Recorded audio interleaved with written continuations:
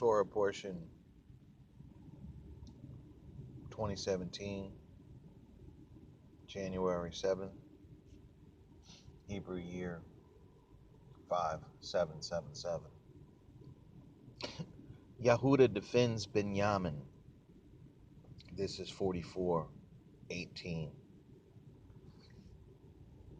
Genesis.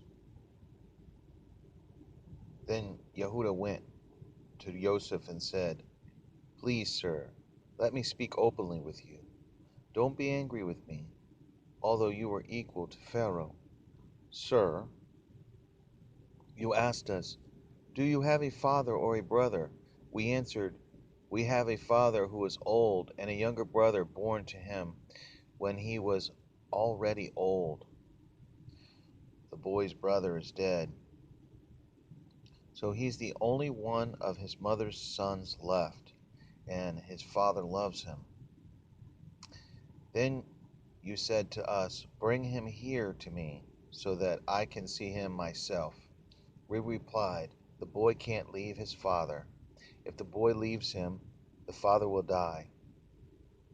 Then you told us, "If your youngest brother doesn't come here with you, you will never be allowed to see me again." When we went back to our father, we told him what you had said. Then our father said, "Go back," and buys us a little more food. We answered, "We can't go back. We can only go back if our youngest brother is with us. The man won't see us unless our younger brother is with us." This is in time of the famine, if you remember. Then our father said to us, "You know that my wife Rachel gave me 2 sons. One is gone." And I said, "He must have been torn to pieces.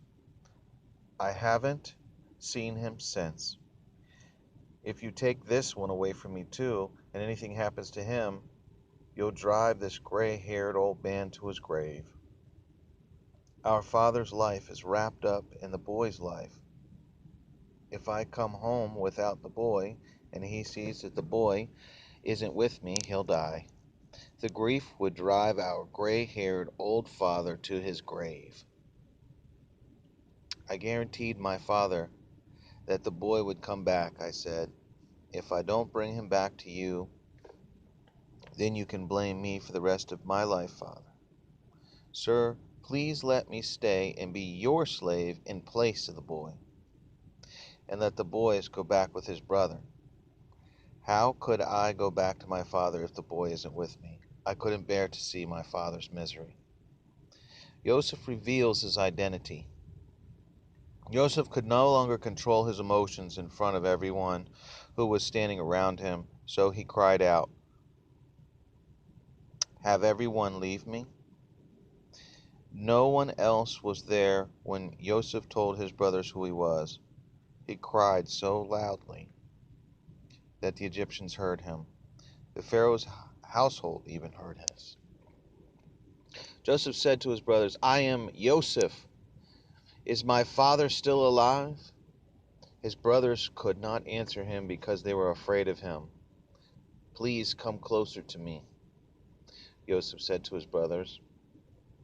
When they did so, he said, "I am Joseph, the brother you sold into slavery in Egypt. Now don't be sad or angry with yourselves that you sold me. Yahuwah sent me ahead of you to save lives. The famine has been in the land for 2 years. There will be 5 more years without plowing or harvesting. Yahuwah sent me ahead of you to make sure that you would have descendants on earth and to save your lives in an amazing way.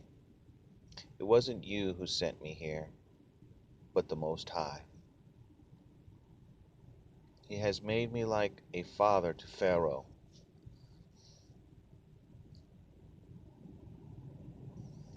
king over his entire household and ruler over Egypt, a governor of such.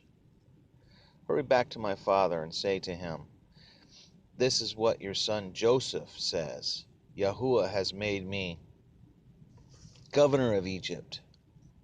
Come here to me right away. Live in the land of Goshen, where you will be near me.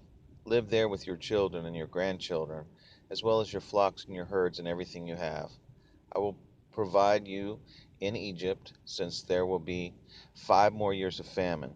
Then you and your family and all who belong to you won't lose everything.